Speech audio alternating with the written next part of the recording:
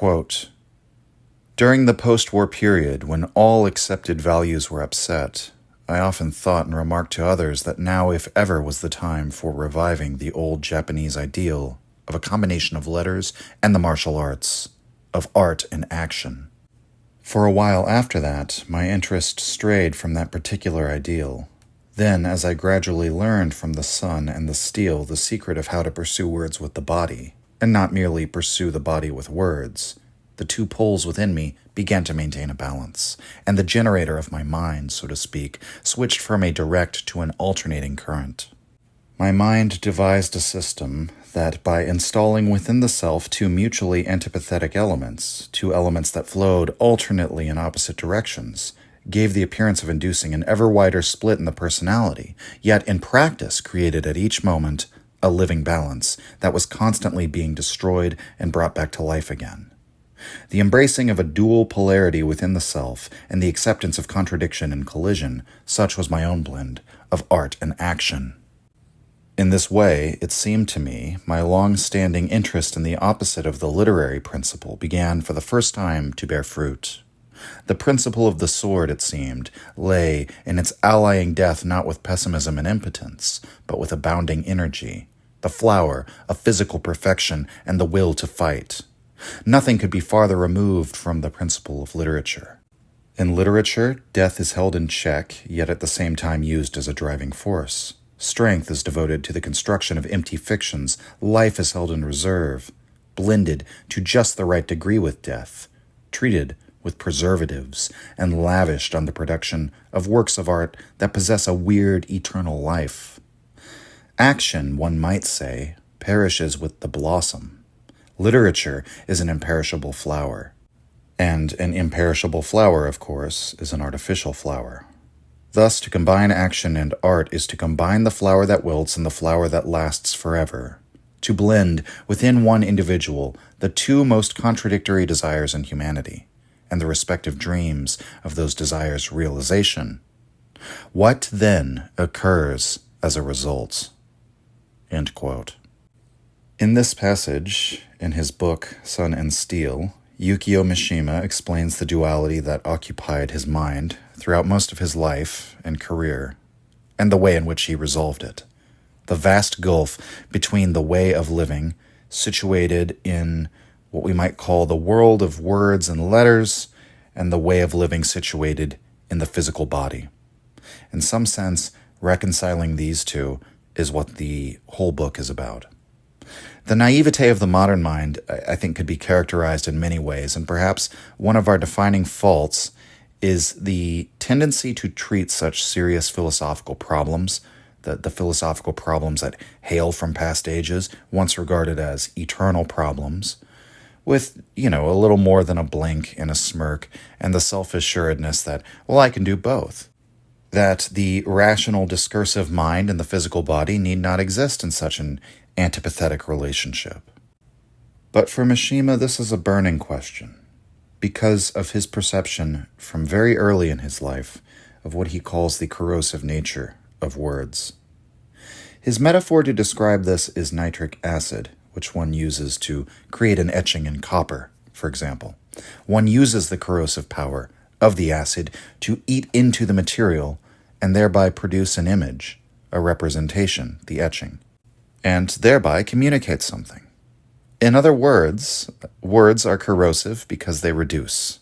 They eat away, they eat into, they literally dissolve or corrode.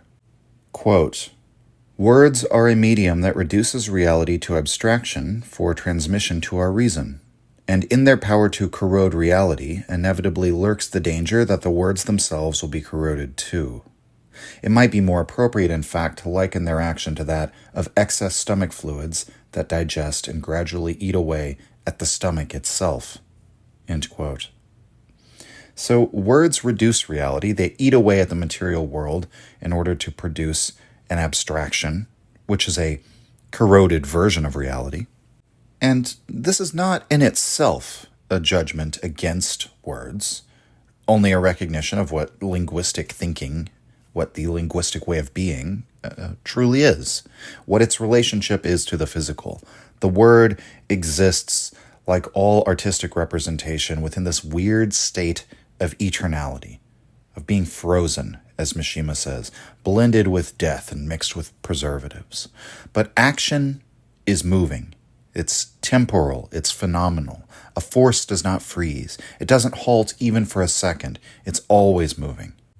And so Mishima offers a warning of the danger that words always pose. And this is an argument that Mishima makes later in the book, but to give an example, a really good example, he argues that writers are always trying to prove themselves, to distinguish themselves by making new uses of words, which means by subverting the words in their earlier or original usage.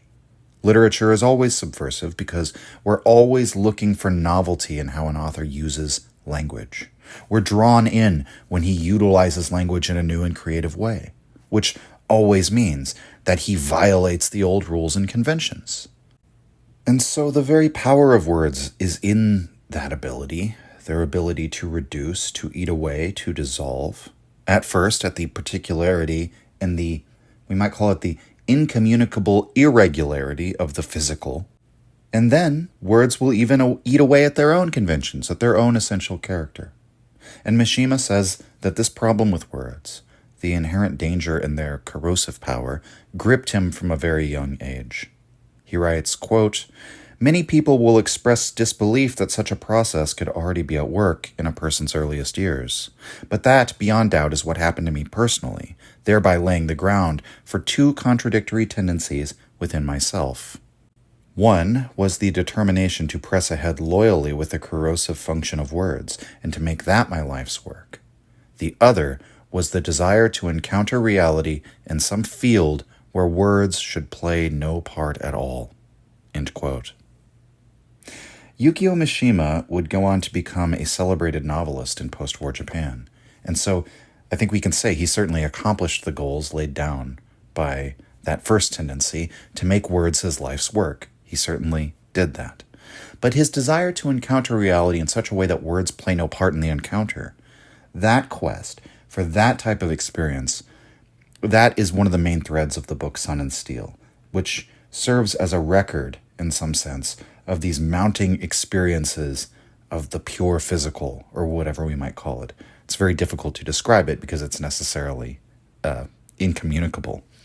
One might therefore note that Mishima is sort of cutting against the grain from the very outset of this project, because he means to include in this book the literary description of experiences which are so direct and immediate that they have nothing to do with words and cannot be known or encapsulated by committing them to words.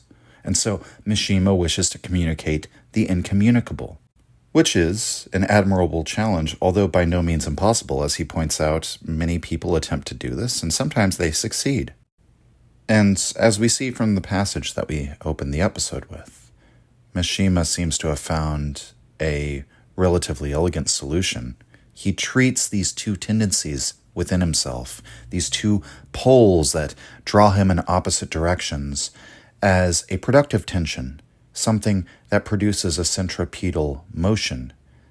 And the route that he follows to realizing this productive tension, because, one might say, that sounds very nice in the abstract, but what does that actually mean in concrete terms? Well, Mishima says, the route that I follow, the path that I follow, is to pursue words with the body, rather than pursuing the body with words. What does he mean by this? Well, in another passage he suggests that an idea can take hold of a mind, it can also take hold of a body, and that is, in his interpretation, the significance of Christ's incarnation, the explanation for the appearance of stigmata. That for some people, the idea of Christ or the ideal of Christ is so fully taken in and embodied in the person that they actually show the physical signs of his crucifixion, that the body can become the cloak of an idea, so to speak, one's physical form, the reality towards which we are always pulled back, right, is the limitations of our physical form. This form can quite literally be a vessel for ideas, and that if one attempts to do the opposite and seek the body through words, you'll remain within the corroded world of abstractions. And that ideas, the expression of words, rational discursive thought, none of that will produce a change in the physical of its own accord, right? Unless some sort of physical work is carried out, some sort of physical force is brought to bear, the physical world is unaffected. So you can't seek the body, you can't seek the physical through words, but the physical body can seek out an idea. You can realize an idea. You can realize the word within the flesh.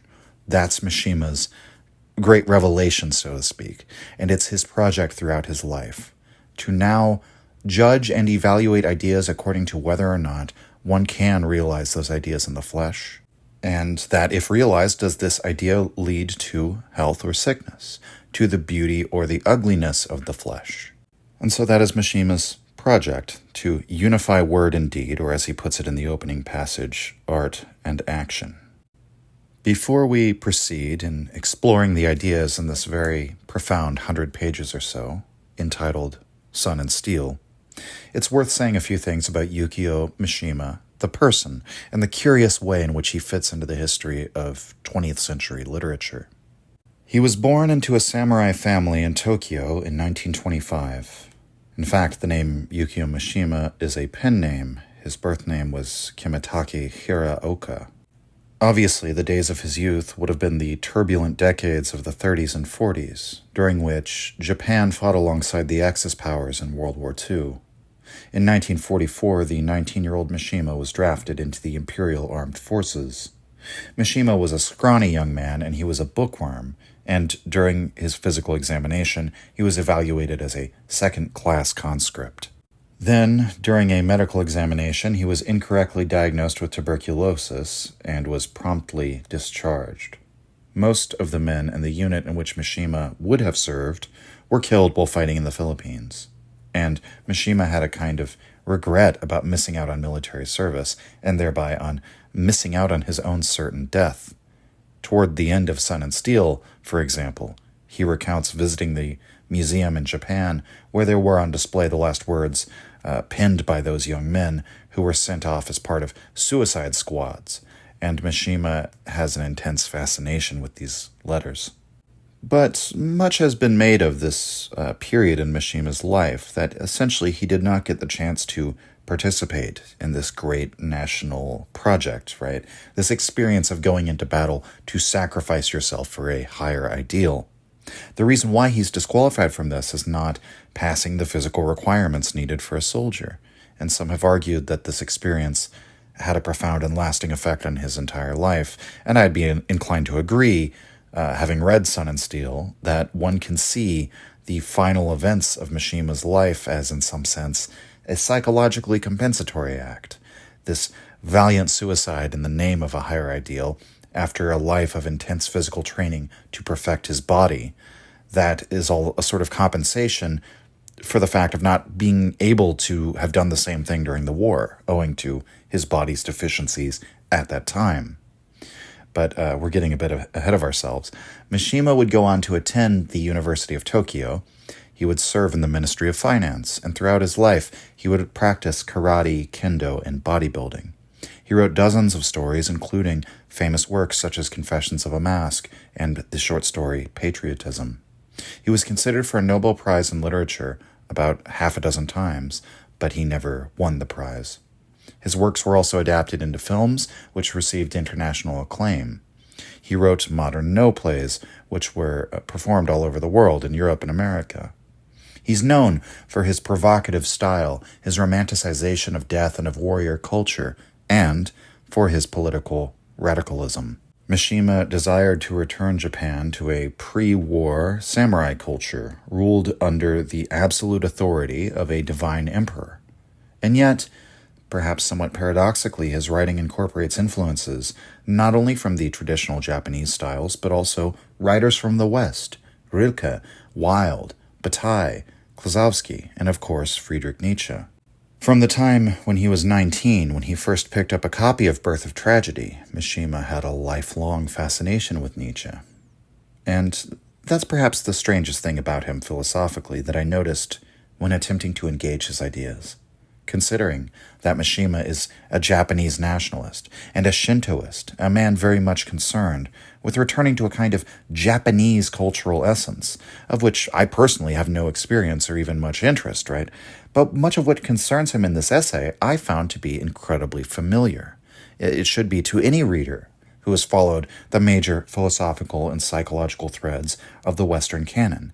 Even that issue of the duality between rational discursive thought and the physical body, the issue that we opened the episode with, that ought to be a very familiar duality to a Western audience. It's an issue we've wrestled with in the West for a long time. And true enough, we do also find that issue in, for example, Japanese Zen. So it's not as if Western writers have a special claim to, discoursing on this problem, but still, you'll find in this text more references to Greek paganism than to the practices and imagery of Shinto. There are some, but references to the Greeks far, far outweigh anything referencing Shintoism. Mishima approaches this problem of this duality, the problem of unifying word and the physical, for example, by making reference to the cult of the hero, or to the Greek tendency to halt at the appearance, at the superficial level of beauty and ugliness in terms of one's outward form. And in ideas such as that, anyone familiar with the work of Nietzsche should see the mark of his influence as well. And Mishima's philosophy, to me, much of it reads as the confession of a man who's struggled with many of the same challenges that Nietzsche raised to the modern mind. And that's another thing about this work. It's decidedly modern, almost postmodern. Mishima's concern is with the confrontation with the postmodern world, which is precisely our world, the world after the dropping of the atomic bombs, something which happened to his own country. The world after the mechanized horrors of the world wars births this new order that's analytical, scientific, neoliberal, in some sense, a world that's hostile to the transcendent, hostile to the irrational, hostile to the notion that there are phenomena or experiences that cannot be conveyed in words, right? In this new sort of scientific mechanistic worldview, everything can be quantified. Every irregularity can be abstracted into a category or a designation of some kind. Everything has to be measured and accounted for. We're all familiar with this worldview because it's all around us in postmodernity. So Mishima lives in that world, and he confronts the problems of that world. And even as he reaches back to the days of the samurai, the days in which his native culture, rooted in ideas of duty and command and obedience, the pursuit of strength and victory, even as he reaches back to those days, Mishima's problem is precisely how to realize those same ideals in the context of what's happening right now. Infamously, Mishima published Sun and Steel only 2 years before he would storm the headquarters of the Japanese Defense Forces, hold the commandant hostage, and then give an address to the troops in which he demands a return of the armed forces to the absolute control of the emperor. The reaction to this, apparently, among the troops, is one of laughter and dismissiveness. Mishima, I think, expected this. He then commits seppuku.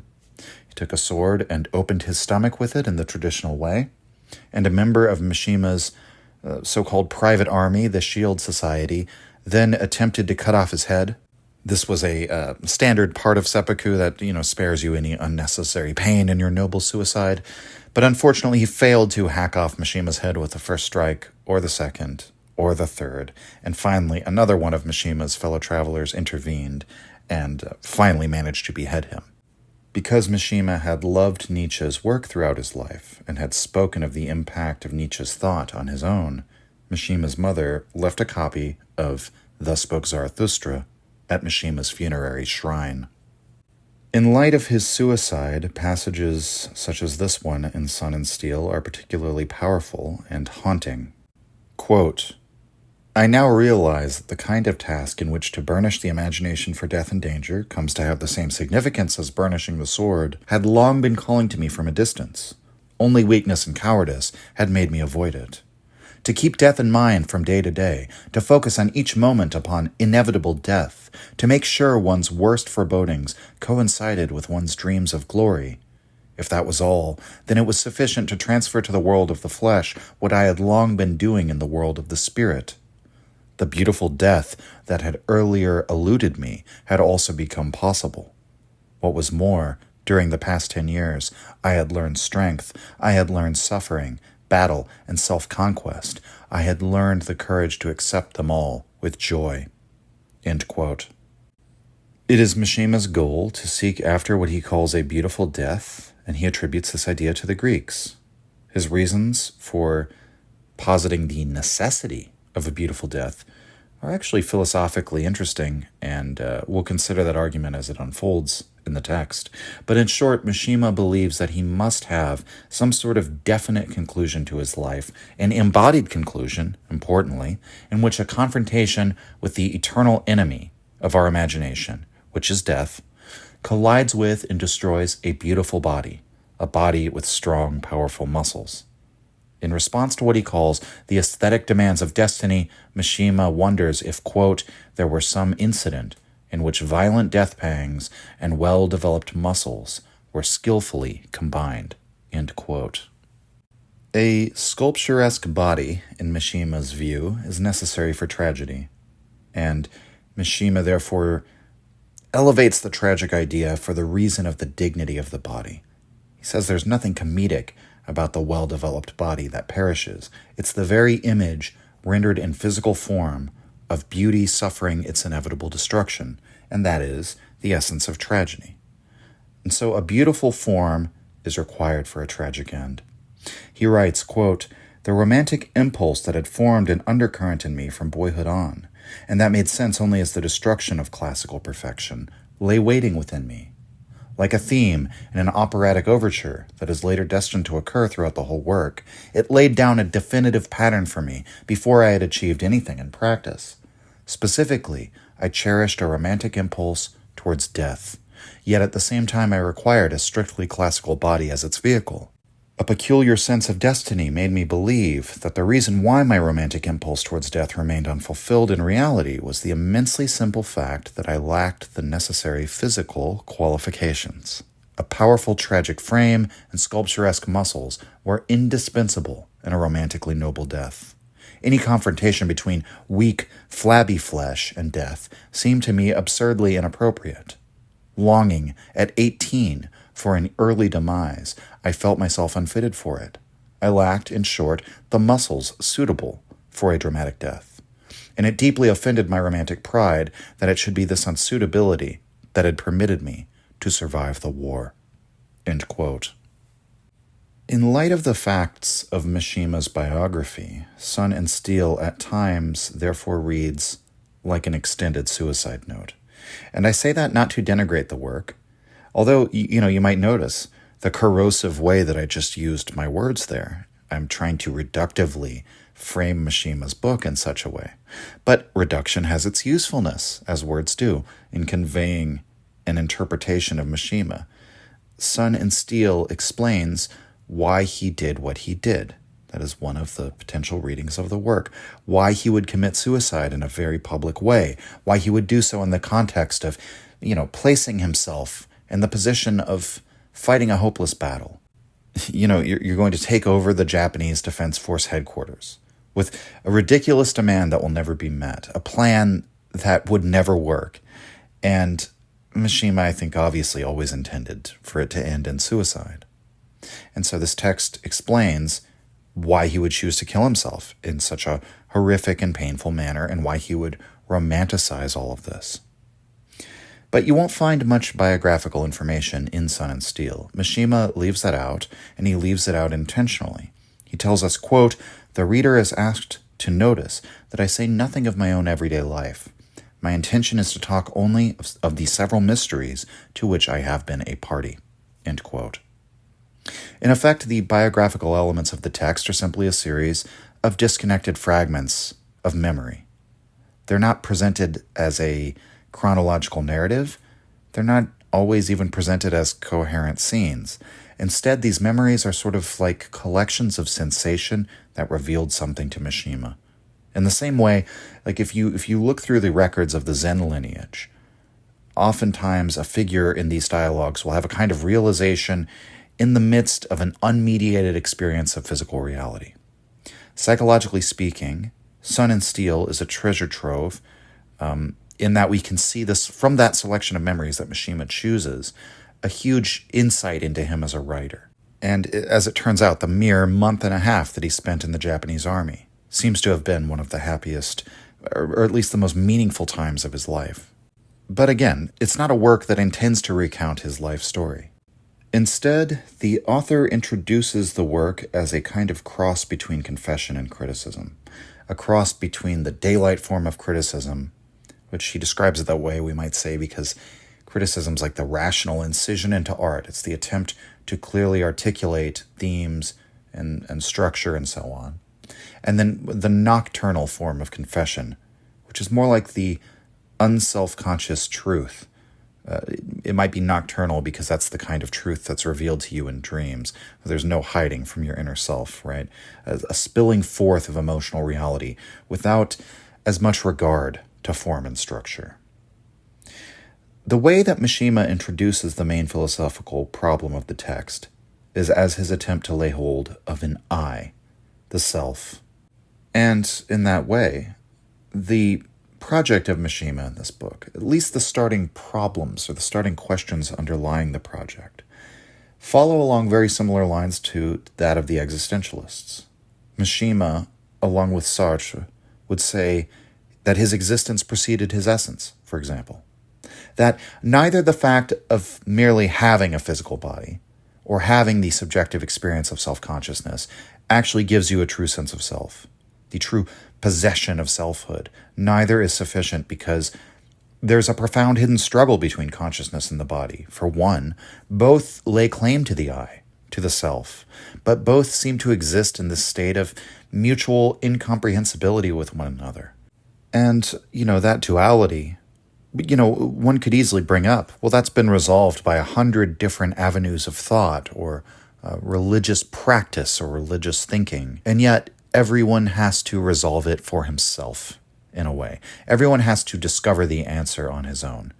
Mishima discovers his reconciliation, so to speak, through this alternating current, the way of letters and the way of the sword, set into a productive tension in which the body becomes the means of realizing ideas, and the direct experience of the body becomes synonymous with self-consciousness. But notice that he has to sort of sanction it or sanctify this experience by committing it to words in the form of this book. And ultimately, as a final caveat to that, that experience, or that unity of word and deed, that selfhood, that ultimate reconciliation between them, that is only fully realized, that is only fully made real at the point of death.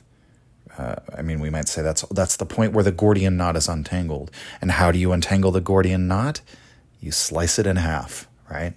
So, as Mishima has said, he's had that driving, dominating, that tyrannical idea of wanting to seek an early death. He's had that within him from a young age, but he kind of dismisses the significance of that. He classes those thoughts as, quote, purely intellectual convolutions, end quote, and he says that this is nothing but a prelude to my life. He doesn't really see his life beginning in earnest until he discovers the power of sun and steel, for which the work is named, obviously. And if you're wondering if that's some kind of metaphor, no, it's not. Mishima quite literally attributes a transformation of his life to the use of sun and steel.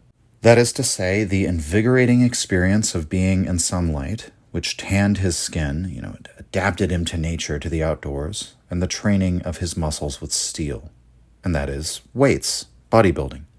He describes the process of shaping the body as the process of creating a fluid sculpture. It's, reshaped moment to moment in the form of a fluid body, right? The body's always moving. It's not stuck in one marble pose. It's not a frozen sculpture. It's a fluid sculpture. It lives and acts and thus flows in time. And so there's already a preliminary unity of art and action that Mishima finds in bodybuilding. He writes, quote, "The muscles that I thus created were at one and the same time simple existence and works of art. They even, paradoxically, possessed a certain abstract nature. Their one fatal flaw was that they were too closely involved with the life process, which decreed that they should decline and perish with the decline of life itself." End quote. And a bit further down he says, quote, "Their function was precisely opposite to that of words." End quote. So he tempers his body with sun and steel. We can see it perhaps metaphorically like a forge, the fire and anvil of the forge. He brings the objective form of the body against the power of external forces. And as his body is worked upon by these forces, the body begins to resemble those forces, the way that we might say iron sharpens iron, something like that. So the skin becomes like the sun, tanned and burned like the sun. The musculature becomes like the steel. These forces change that bookish, weak young man into a sculpturesque physique. And over the course of this transformation, Mishima comes to see the body as possessing its own logic and its own loquacity, as he says. So the body is eloquent. It speaks to you. The impulses, the unconscious forces within the physiology, these have their own reasoning and their own way of speaking and expressing themselves through the muscles. This is parallel to the thought of Nietzsche, as Mishima also agrees with Nietzsche that thoughts, conscious thoughts, have a physiological origin and that the impulses have their own logic to them. So his understanding of the world is rooted in the physical in that same sense. For Mishima, life is a series of ever-flowing moments, and this sentiment is, in its way, illustrated by the fact that Mishima includes memories of sensation throughout the text, as we've mentioned. It's very much like a memoir, but it's a memoir that documents this parallel development of both thoughts and physical sensations and actions. And, to know what I mean by that, I guess you'll just have to experience the book for yourself. But Mishima writes, quote, "Surely, I felt, the tempering by sun and steel to which I submitted over such a long period was none other than a process of creating this kind of fluid sculpture. And insofar as the body thus fashioned belonged strictly to life, its whole value, I came to feel, must lie in that moment-to-moment splendor. That, indeed, is the reason why human sculpture has striven so hard to commemorate the momentary glory of the flesh in imperishable marble. It followed that death lay only a short way beyond that particular moment." End quote. And it's funny to me because Mishima is very much admired among the vitalist crowd these days, many of whom are bodybuilders, but few of whom are bodybuilding with the aim of committing ritual suicide as part of a confrontation with death in order to affirm their self-existence. If you know anyone like that, I'm open to being corrected, but most of the time that doesn't seem to be the aim. But it's in the following passages from the one we just read where Mishima says that this feeling was the insight that he had into the cult of the hero, that ultimately his entire regimen of self-improvement was for him only a prerequisite for his suicide. It's a prerequisite for his tragic and beautiful death, which is the consecration of his life and its definite end, the enclosure, the delimiting of his story, set according to his own terms. And at least according to Mishima himself, that was his intention from a young age, from even before he was drafted into the army. That is the point of all of the bodybuilding, as he comes to understand it. The almost abstract quality of one's body that Mishima mentioned earlier ties into the way in which the flesh can embody an idea.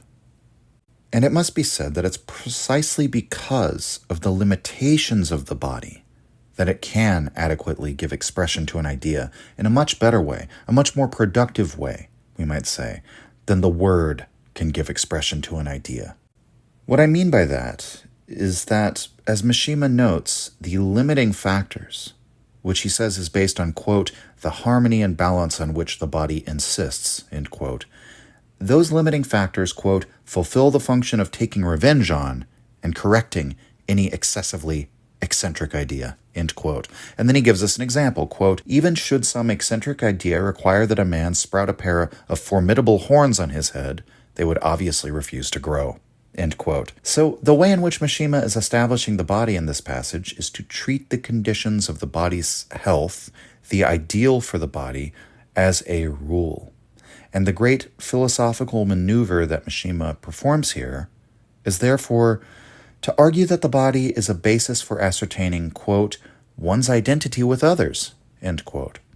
In other words, the conditions which create a peak human physique do not need to be rediscovered continually. They are already known. The ideal human physique doesn't develop either into a totally individual and peculiar shape. Rather, there's a kind of universal shape of that ideal liquid sculpture. There's a standard toward which one works, which brings them closer to a kind of, as Mishima writes, how does he put it? Quote, perfect non-individual harmony, end quote.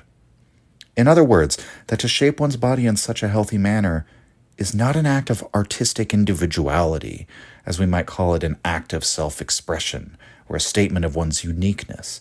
That in fact, wherever we see uniqueness in the body, wherever we see individuality, according to the classical perspective on beauty in the human form, we experience that individuality as ugly.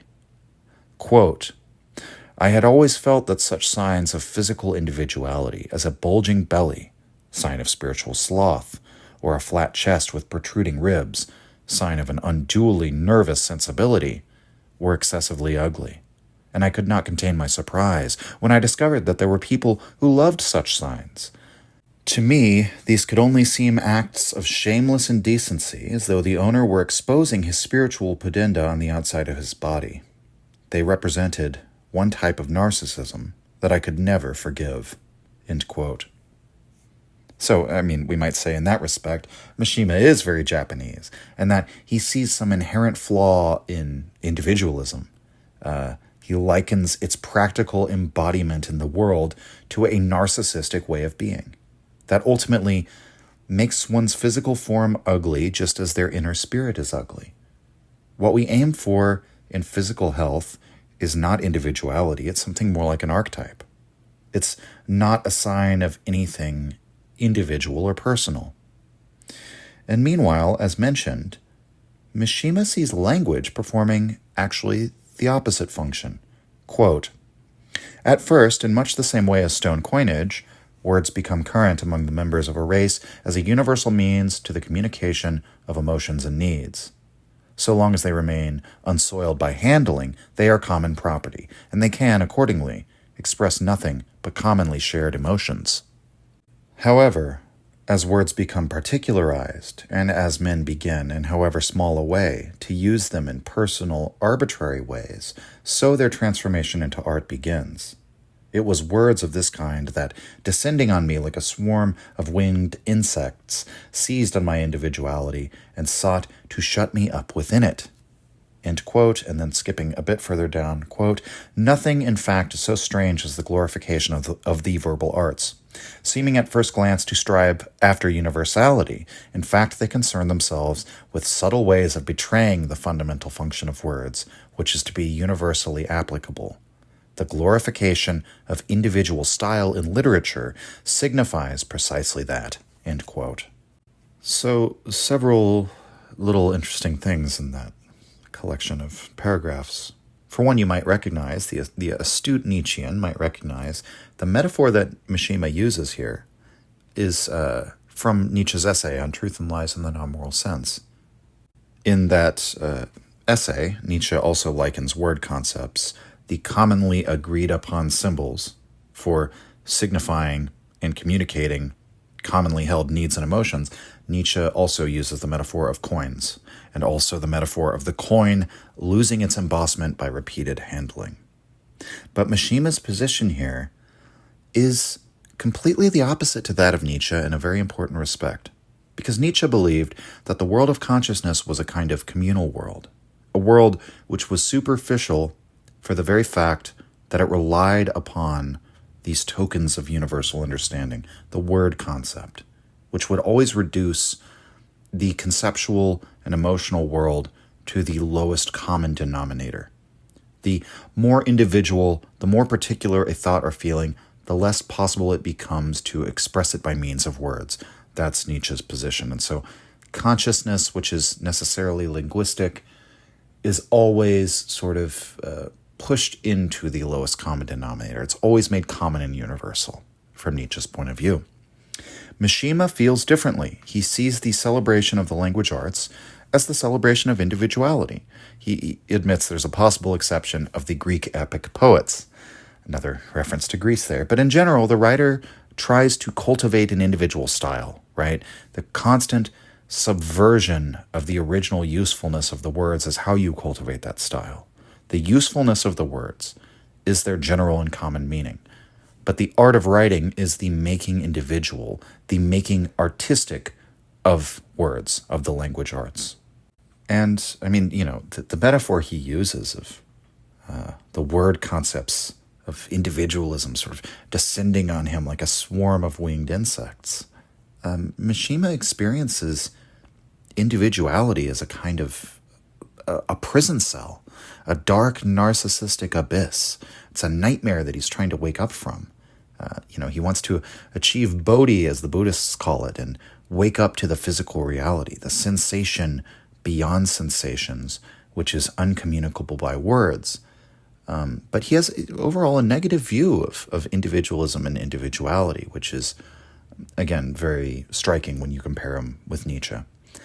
Mishima writes, when he was speaking about the inevitable individuality of linguistic communication, quote, "It is not surprising that an anathema for words should draw one's attention to the essentially dubious nature of the act of expression.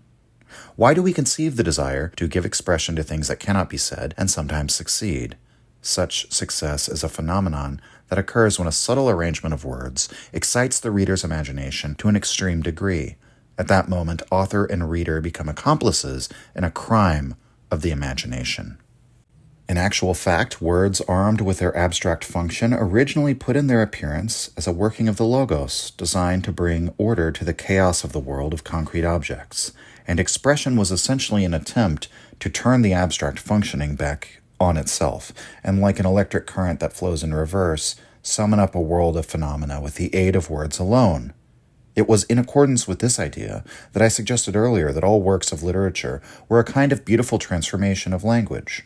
Expression, by its very function, means the recreation of a world of concrete objects using language alone. How many lazy men's truths have been admitted in the name of imagination? How often has the term imagination been used to prettify the unhealthy tendency of the soul to soar off in a boundless quest after truth, leaving the body where it always was? How often have men escaped from the pains of their own bodies with the aid of that sentimental aspect of the imagination that feels the ills of others' flesh as its own? End quote.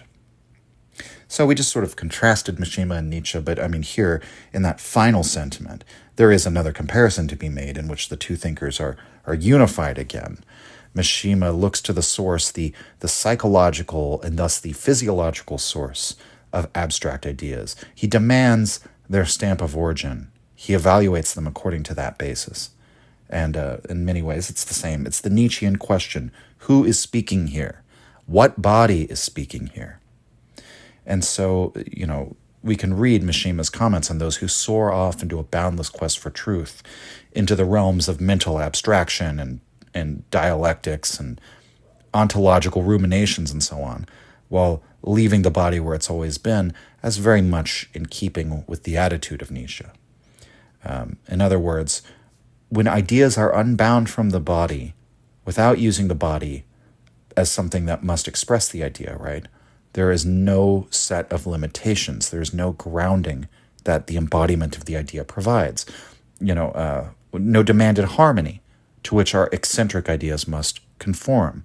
We're back to the problem that you might have the eccentric idea that the body ought to sprout a pair of horns, but that will not make it so. Without that series of limitations, without that harmony, that ideal to which we must aim, ideas just sort of go off into the ether, right? And leave the body to languish. And so I think it's very important that Mishima's critique here is not just to say, oh, look, some people only think a lot and they don't develop their body.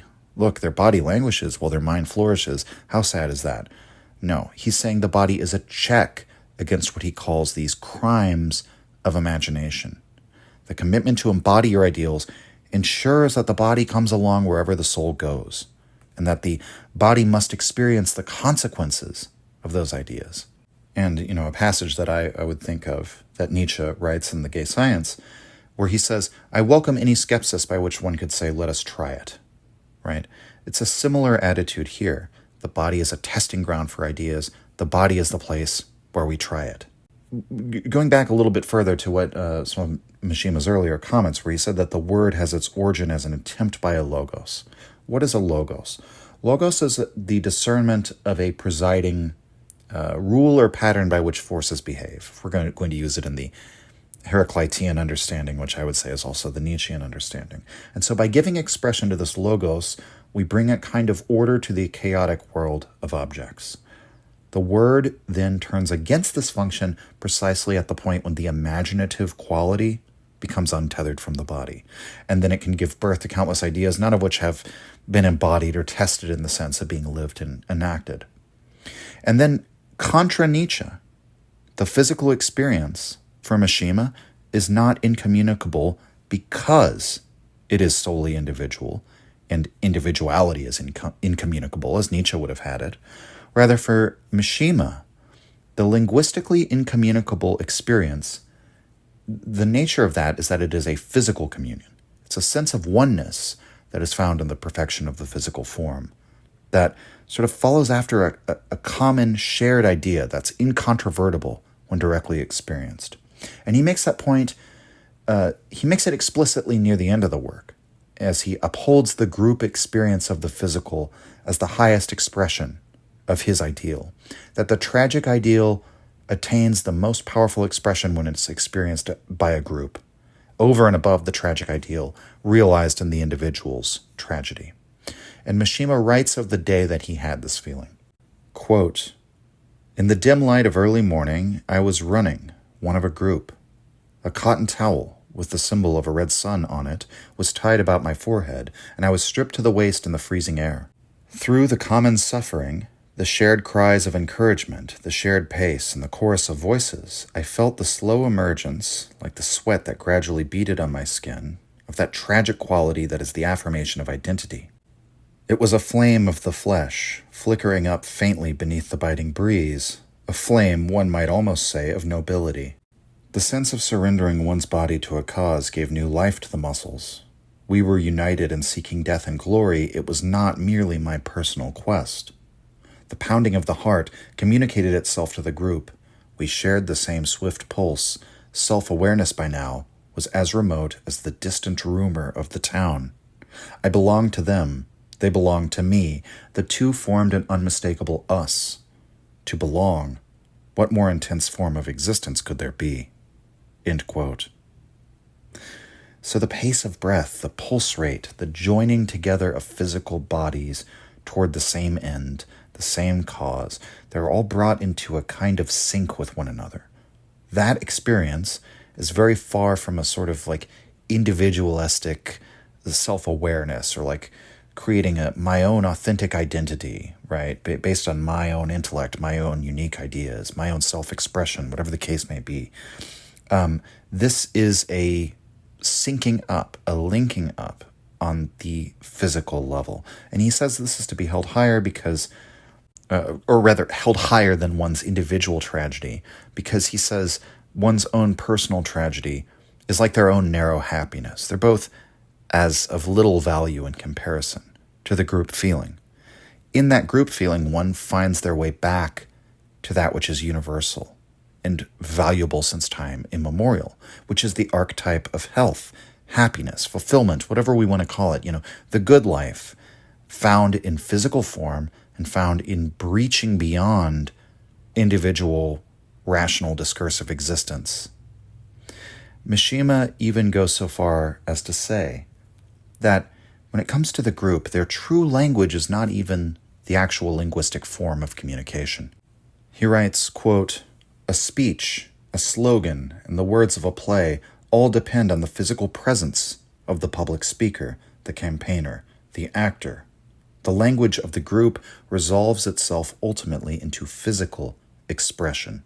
End quote. So the nonverbal, physical ways in which humans communicate, facial expression, body language, physical presence, this is what binds a group together. And I think there is some probably a good argument to be made, just strictly anthropologically speaking, that this is true. That in sort of ancient rites and ceremonies, the way that one uses their physical body, the way that they speak, we might think of like a Confucian ritual, right? The Confucian ritual will have words included with it, but there's a series of gestures and movements that have to be practiced exactly when one is carrying out a sort of Confucian tea ceremony or ritual paying respect to the father or something like that, right? And there are many such cases. I mean, it's campaign season right now in America. There are ways of communicating when a candidate is speaking on stage that is part of that like American political physical language, you might call it, nonverbal language, that we expect to see. If a candidate was not posturing themselves in a certain way to exude confidence and charisma and doing the right sort of gestures and using the right tone of voice, we would not treat them as a serious candidate, even if all the words they were saying sounded, very good, or they advanced really good arguments or really detailed policy positions. That is not really what matters.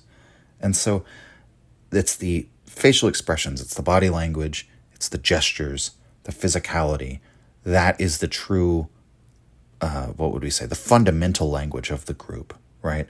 They share a language insofar as they find communion in a shared world of physical expressions and physical communications.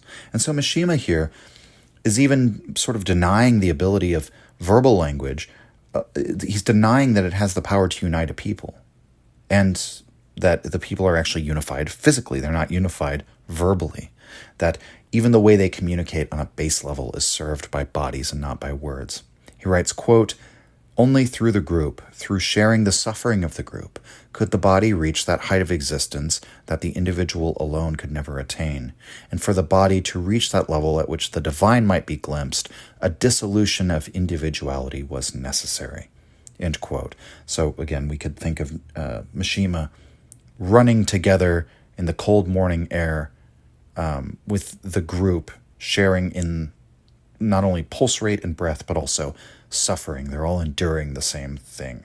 And a dissolution of the individuality occurs in the course of this.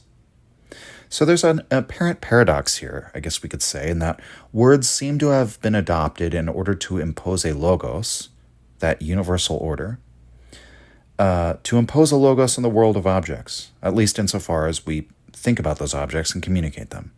But words eventually subvert that purpose and become the domain of individual expression. They present the opportunity to communicate ideas, which are untethered from the physical. And then the physical body, meanwhile, when we approach the cultivation of the physical body, it can only be developed by individual effort, by the application of the individual's desire and will, for which he can have no help from others, really. I mean, yeah, you can. You can join a gym and have your buddies helping, spotting for you. You can join a Pilates class or whatever. But ultimately, you have to do the work, right? It comes solely from you. And yet, the cultivation of that physical reality brings us into the shared identity with the group. And that's where we find it. That's where we find the crossing of the chasm between self and other, internal and external, that everyone claims to want to find. Well, we find that in the shared physical experience of the group, matching the physical reality of pulse, speed, breath rate, sharing in pain, sharing in desires and fears. And so again, the resulting positions that Mishima takes based on his own understanding are rooted in some ways in opposite valuations from those of Nietzsche, who sees linguistic communication and in fact the entire world of consciousness as inescapably communal, and the physiology as inescapably and incommunicably individual. For Mishima, it's the other way around. But his counter-narrative is that each domain sort of appears at the outset to resemble its opposite. It's just that in function, what they actually do, according to Mishima, is more or less the reverse of the way Nietzsche sees things. The physical body has the power to ground us in a kind of being which is felt, and this is so much more valuable than anything like an articulated philosophical theory of what being is, which is, you might say, a project that has gone all the way back to the ancient Greeks and continues to this very day. But such an exercise is sort of necessarily places us within that sort of the prison cell of individualism, right? Of individual reasoning. But in the external world, the physical world, that world's comprised by competing forces, we might say. And that we can find a ground to our being in a relationship with the external because the world is necessarily multiplicitous and made of these competing forces. This all sounds very abstract, but as we continue, I think you'll know what I mean. Mishima writes, quote, "Strength cannot be strength without some object that represents the basic relationship between ourselves and the world.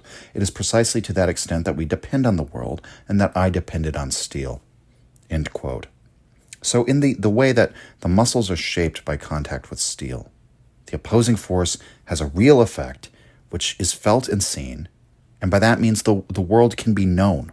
Quote, "Thus our sense of existence seeks after some object and can only live in a false world of relativity." End quote.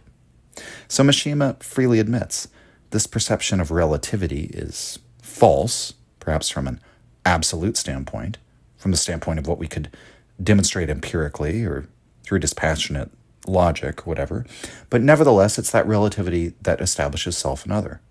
He likens the situation to that of Atlas, who knows himself to be real by the fact of having to hold up the globe.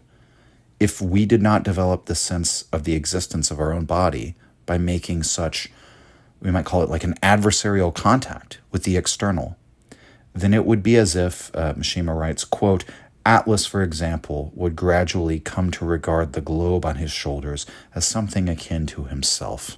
End quote.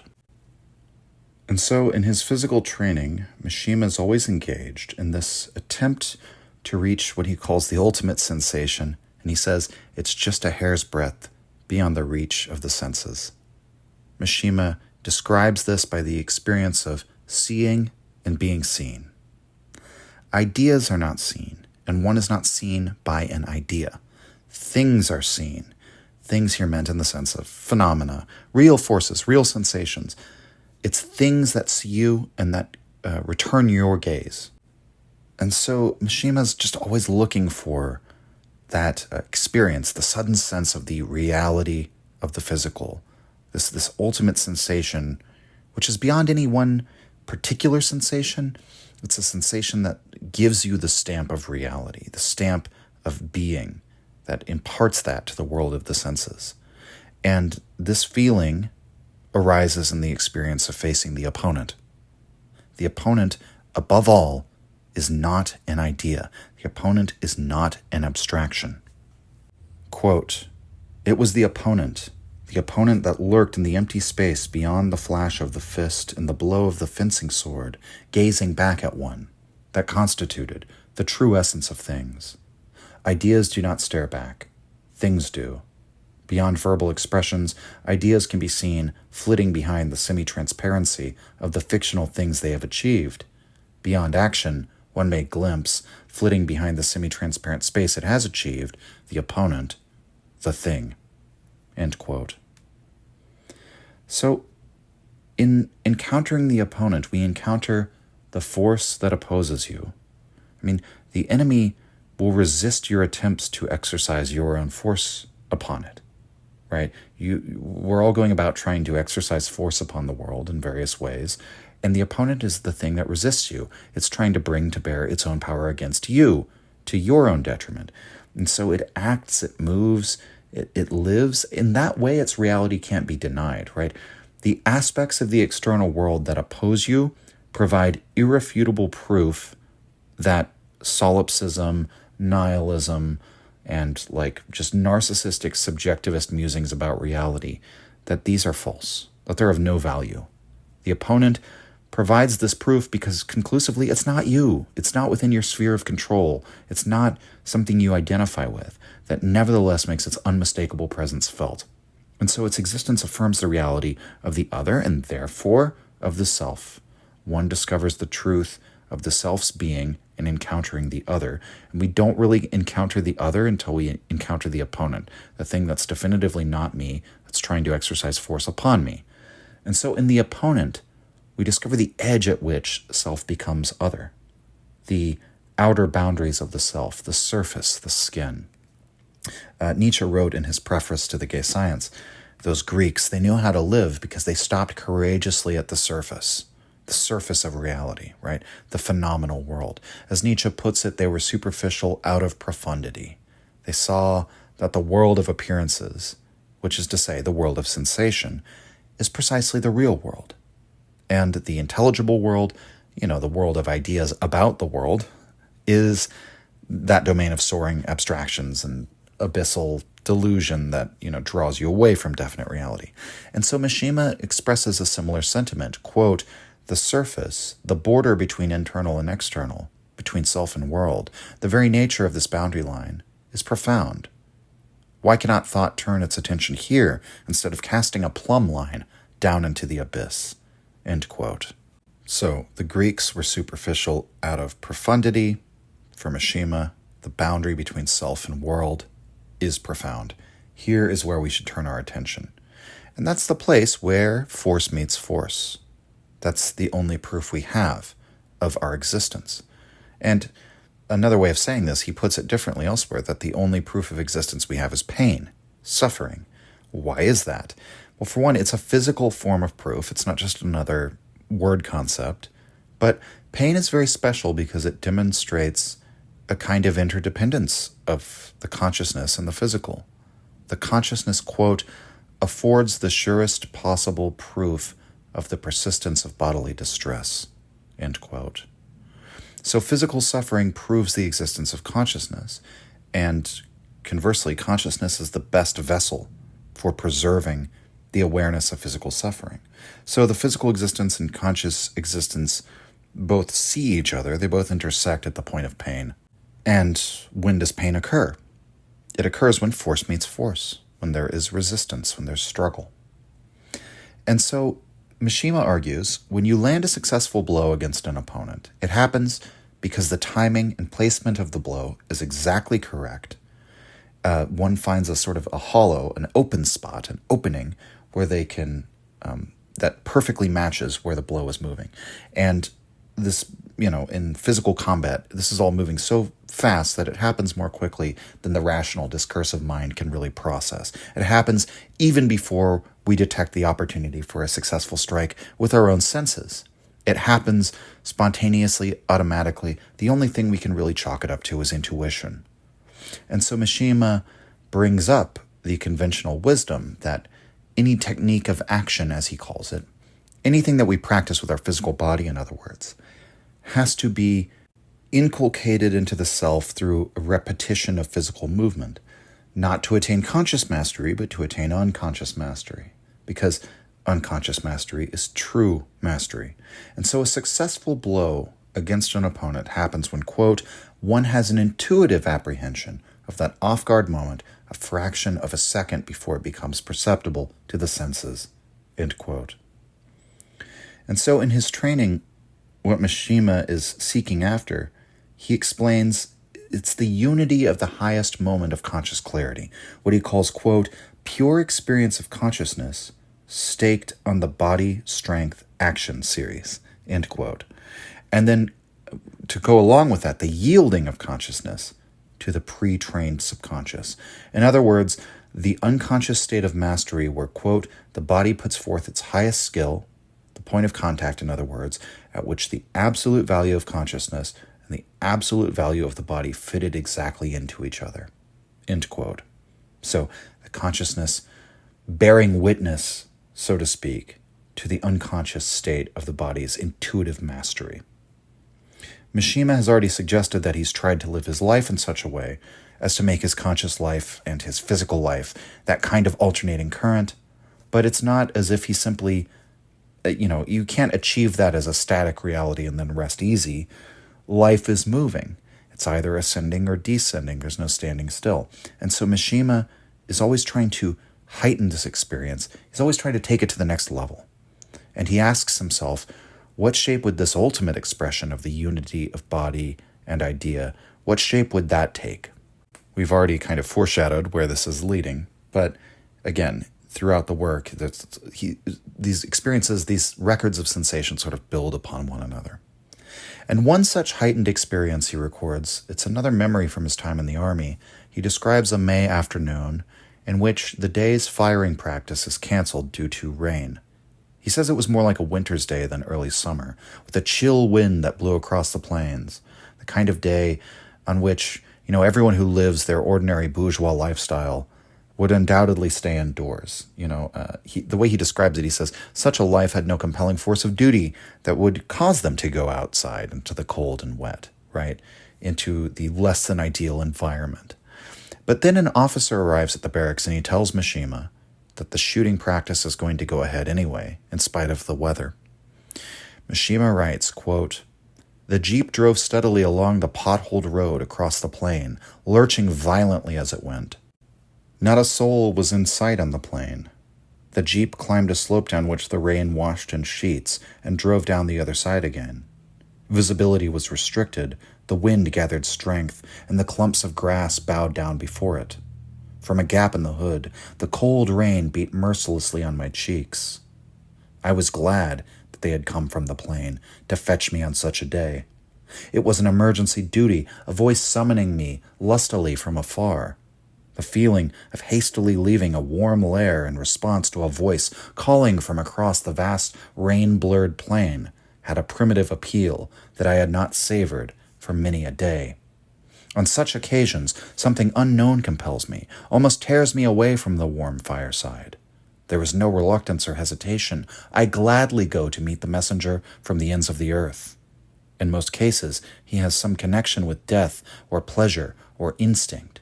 And in the instant of my departure, I abandon everything that is comfortable and familiar." End quote.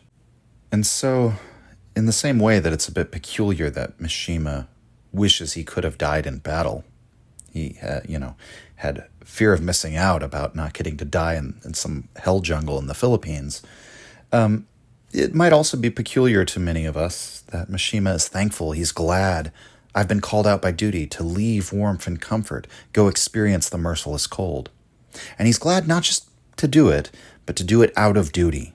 He gets a pleasure out of being commanded, and therefore having to command himself in this way. Command himself. Abandon the environment that's pleasant, seek the environment of distress, in which you have to constantly apply your will in order to function. So there's the aspect of force meeting force, but there's another aspect here of command and obedience, of the pleasure in the will overcoming the cowardice of the body, we might say. It's not just the willingness to endure struggle, but the fact that it is undertaken as an act of obedience. That's another likely point of influence from Nietzsche, by the way. And there are a number of paragraphs in Sun and Steel that have a resemblance to Nietzsche's musings on war and warriors in Zarathustra.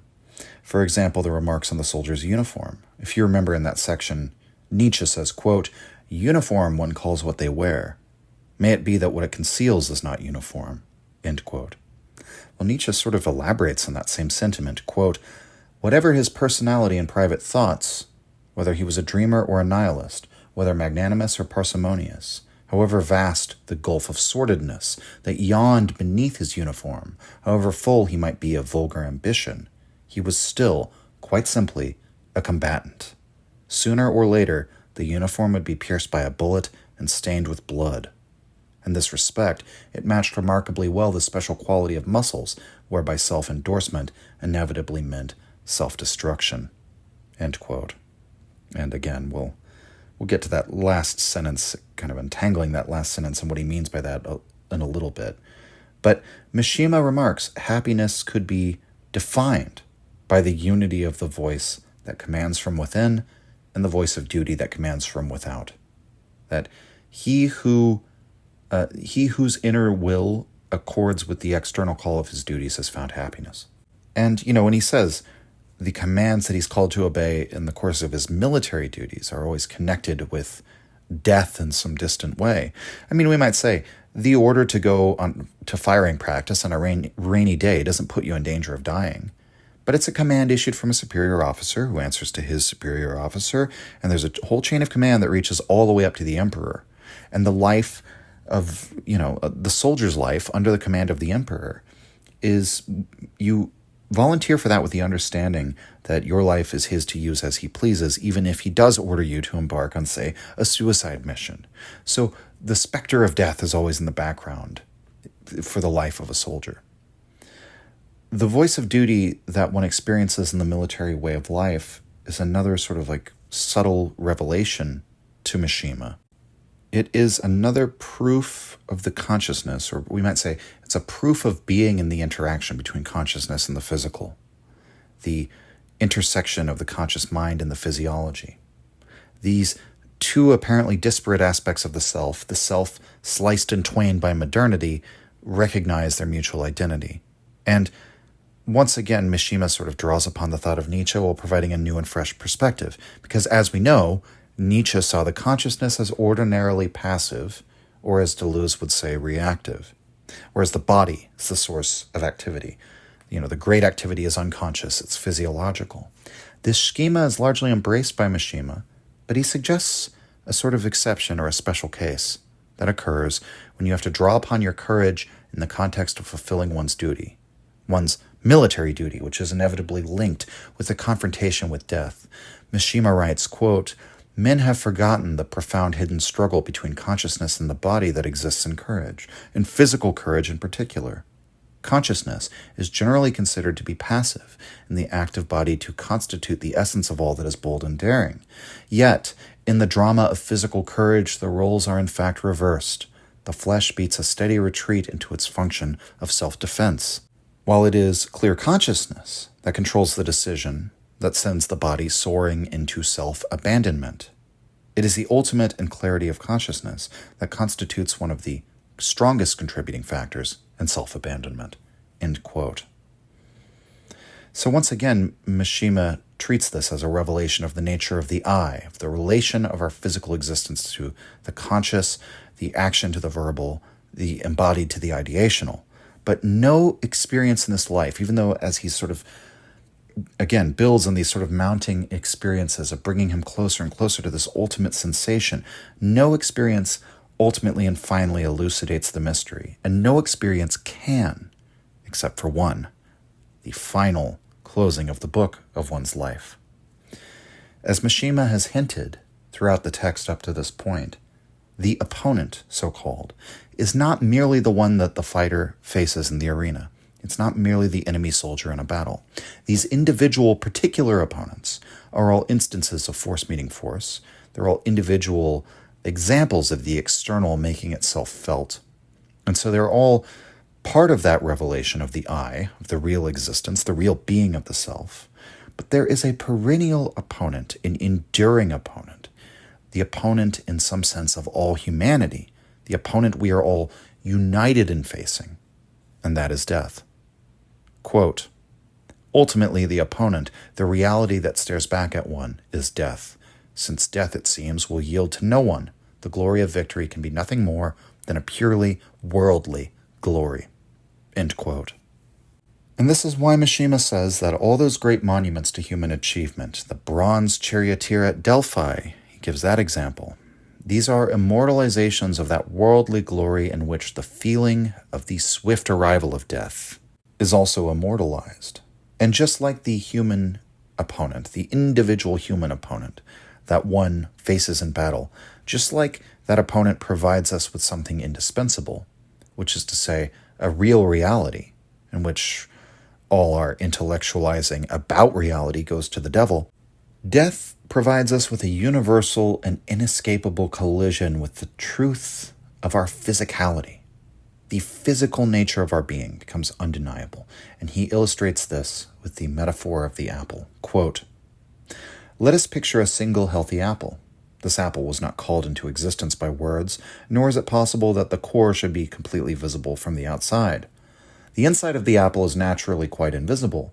Thus, at the heart of the apple, shut up within the flesh of the fruit, the core lurks in its wan darkness, tremblingly anxious to find some way to reassure itself that it is a perfect apple. The apple certainly exists, but to the core, this existence as yet seems inadequate. If words cannot endorse it, then the only way to endorse it is with the eyes. Indeed, for the core, the only sure mode of existence is to exist and to see at the same time. There is one method of solving this contradiction. It is for a knife to be plunged deep into the apple so that it is split open and its core exposed to the light, to the same light, that is, as the surface skin. Yet then, the existence of the cut apple falls into fragments. The core of the apple sacrifices existence for the sake of seeing." End quote. So, the inner core is seen, but its existence is negated by being seen. And that's the analogy to the situation of a living human being in Mishima's view.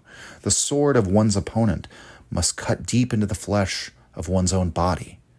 In this experience, one knows for certain, not intellectually, not a logical proof, one knows by seeing, by sensing the reality of their physical being, their physiological existence. At precisely the point when the physiology is destroyed, you can no longer mistake your existence for something lived in the mind. You can no longer mistake your existence for words. One knows for the first time the absolute identity of the self with the body. Or rather, one knows in the ultimate and final sense of that knowing. Quote, "Blood flows, existence is destroyed, and the shattered senses give existence as a whole its first endorsement, closing the logical gap between seeing and existing. And this is death." End quote. And given that death is the eternal opponent with whom we all must have a confrontation, and that it's not left to us to decide whether or not this will take place, if we're lucky, we have to conclude that the only freedom we have to choose is by what circumstance, by what method this confrontation will happen. And when one chooses to confront death at a young age, before the body becomes old and infirm, and chooses willingly to go into that experience of having their existence simultaneously negated and affirmed, that's how Mishima understands the concept of a beautiful death. That's the final unification of word and deed, because Mishima comes to understand words in the last analysis as having the power to bring things to an end, as he says. And what he means by that is, we might imagine, as he gives the example of a patient in the waiting room of the hospital, waiting for the doctor's diagnosis. What do? We talk. We talk with our loved ones. We talk with the doctor. Or the condemned man in a cell. He scribbles a lengthy biography and account of how he got there. So many people condemned to long sentences of incarceration do. They use words, right? We might think of the example of Tom Hanks in Castaway, where he invents his fictional friend Wilson out of a volleyball. Very well-known example. Why does he do that? To have someone to talk to. The words, quote, "ceaselessly chop up life's sense of continuity. They act in a way that seems, at least, to translate the void into substance of a kind," end quote. This is also, I think it's parallel or maybe perpendicular. I'm not sure which corrosive metaphor I want to use, but it's similar to Nietzsche's understanding of the way in which the word concept acts as a kind of Platonic form that posits a thing with substance, a doer behind the deed. Because what does it do? It takes and freezes a phenomenon. As Mishima said earlier, it preserves it, it mingles it with death and preserves it. But because life, real life, is an ever-flowing continuity, a continuous flux, that's always a falsification of the physical when we take the lightning and separate it from the flash or something like that, right? But just what I'm trying to point to here is the way in which we delimit a concept, just the very act of delimiting brings something to an end, right? Rather than seeing it as a continuous process which you can't really designate the start and end of, because every cause is also an effect, and every effect flows into the next cause, and so on and so forth. You realize that all the chopping up of reality into causes and effects is just a sort of, that in itself is an intellectual exercise. So that's what words do. They have the power to bring things to an end. They rupture the continuous flux with frozen concepts, frozen moments, frozen things, sort of yanked out of the flux. And that's the way in which Mishima's own beautiful death, his violent, botched seppuku for a hopeless cause, the cutting of his own sword into his own beautiful muscles, that's the idea that he cloaked within his bodily form, attaining its final end. It's in the realm of words and ideas that we make our preparations for death, that we determine how death shall be faced, what constitutes the ideal death. And Mishima's death is both an ideal and an act for him. It's a rupture, as he says. It's a final rupture in the continuity of his life, the final closing, the ending of it. Quote, I was loath to take the same course as others who, when the body is turning its steps towards future decay, refuse to follow it, but silently tag along after the far blinder and more stubborn spirit until they are completely deceived by it. Somehow or other, I must make my spirit conscious, once more, of the end. Everything started from there. Only there, it was clear, could I find a basis for true freedom. End quote.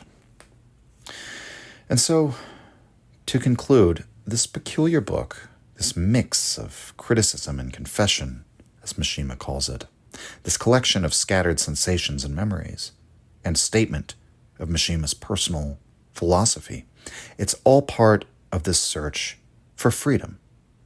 To claim the I, understand and lay hold of the self, to unify inner and outer, to have a direct experience of the absolute existence of physical reality in full light and clarity of consciousness. In many ways, we could see the influence of Japanese ideas such as Zen, right? But as mentioned, it's just as much a Western document that exists in response to Nietzsche, to the Greeks, to Batailles, to the existentialists, all of those Western authors who also devoted their literary quest to the search for freedom and the ability to define and establish one's own essence. In that respect, Yukio Mishima will ever remain a unique figure in the history of literature and in the history of extraordinary lives. It doesn't seem right to reduce him down to a purely literary figure, given the nature of his life's task. Mishima designed his own house in Tokyo, which he lived in until the day he died, and it perfectly illustrates the contradictions of Mishima, even as one who advocated for a return to the olden days of Japan. His home was European in its style, a Spanish and Italian-influenced villa. In the center of his garden there, he erected a statue of Apollo. Every day after training, an experience of pure physicality for Mishima. This experience where the verbal consciousness halts, all of it is aimed at that experience of intoxication. So training is a very Dionysian for Mishima.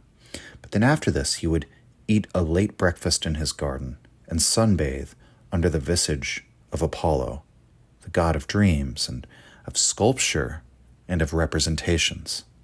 The interplay between Dionysus and Apollo was therefore a daily experience for Mishima. These ideas that so many of us become enchanted by, Mishima decided to live and embody them. Obviously, that life path led him to an infamous and controversial and rather painful end, and I would never dare to say that Mishima's way of finding freedom ought to be the path that others should take. Far from it. In a strange, paradoxical way, even as he seeks for this sense of mutual identity, of oneness, of belonging, of dissolution of all that's individual, in that strange way, his path is staunchly individual. It's so uniquely his own. The enduring allure of Mishima is the way in which his writing, his intellectualism, nevertheless turns us back to the body. His writing expresses a yearning for a beautiful body and a yearning for sensation, and he seduces his readers to yearn for the same thing. Perhaps never before have there been written such voluptuous words about the perfection of one's muscles and their destruction. That's all for this week, everyone. Thank you for joining me. Signing off. If you enjoyed the Nietzsche podcast or found it helpful, you can visit us and support the show at patreon.com/untimelyreflections. The link is in the description. Or just share the show with any of your friends that you think might enjoy it or on social media. Thank you for your support.